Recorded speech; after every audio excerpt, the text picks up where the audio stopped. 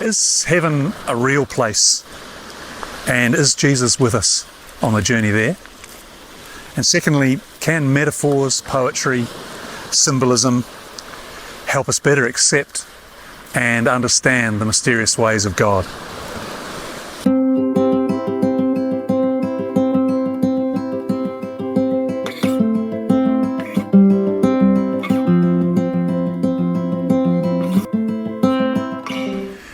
Hi, I'm David Lyle Morris, and I've got a really special story for you today of our beautiful friend Carmen, who came into our lives like an angel 9 years ago and stayed with us for 6 years.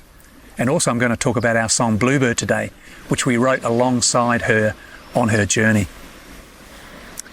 Carmen came from a Canadian missionary family, and she'd lived in Africa, and she turned up in New Zealand at the age of 42. Having been suffering with brain tumours for about 10 years. But she came to marry her childhood sweetheart, Dave, who's on camera for us today. And she was a prodigal. She'd been away from the Lord, but come very strongly back, not least because of her health challenges.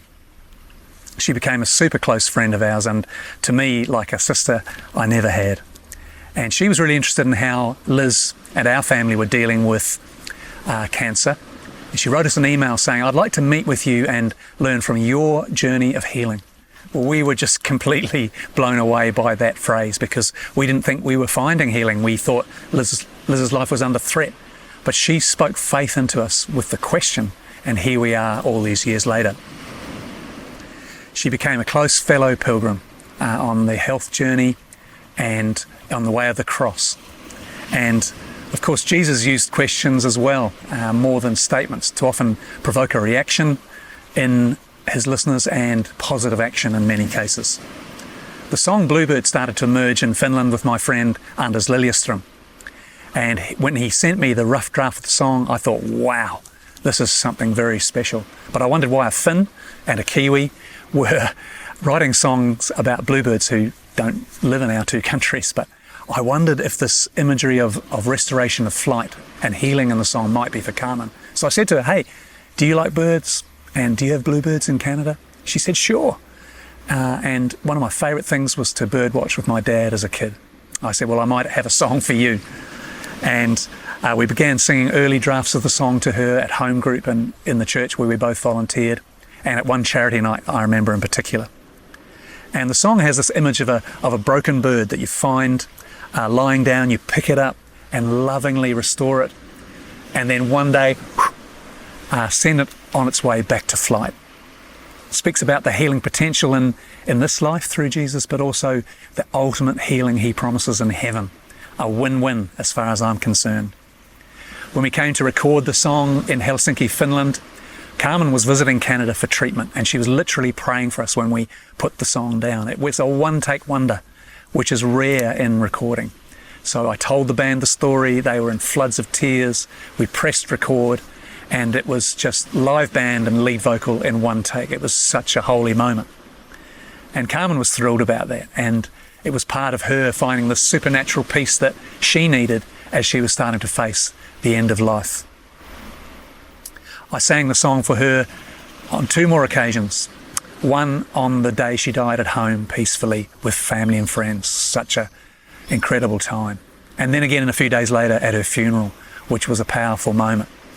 And as we sang over our beloved sister, open casket in front of our band, I remember Kevin on drums saying, I literally cried onto my drums. It was so emotional. But I found again and again that Jesus will give special grace to us to be ministers of hope in moments like that, so that others can be touched by such a story of Carmen's life. And Dave himself found consolation in the image of a race as he thought about Carmen's life and their life together. He's an athlete. And he described at the funeral the race she ran, and said that when they met again as adults, he didn't know how long it would last. Would it be a marathon or a sprint? In Hebrews 12 in the Message it says, "Do you see what this means? All these pioneers who blazed the way, all the veterans cheering us on. It means we'd better get on with it. Strip down and start running and never ever quit." Dave said, "Carmen, you've run your race. You've finished your ultra marathon. You can put your feet up and take a good rest. I love you, darling, and I'll run with you again sometime. And of course now Carmen is one of those saints in heaven cheering us on. And she herself found comfort in the words of John 14. Jesus said, "Do not let your hearts be troubled. Believe in God, believe also in me. My Father's house has many rooms. If it were not so, would I have told you that I'm going there to prepare a place for you? And if I go and prepare a place for you, I'll come back and take you to be with me, that you may be where I am." And he went on to say, "I am the way, the truth, and the life." So as we come to a close on this beautiful winter's day here on Waiheke Island, New Zealand, is heaven a real place, and will Jesus walk with us on the journey there? Yes, and yes again. The experience we've had of the supernatural peace that loved ones find in facing death is proof enough for me for heaven. But of course we can rest on the word of God as truth. Jesus said, "I am the way, the truth, and the life."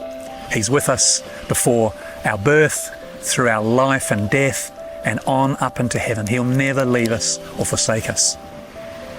And secondly, can metaphors, poetry, symbolism, imagery help us better accept and understand the mysterious ways of God?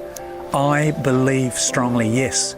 I'm a songwriter. I've seen how it works, how these images can help sustain a family through terrible pain and illness and loss, but they can live on as a vibrant reminder of what we learned of God through our loved one's life and death.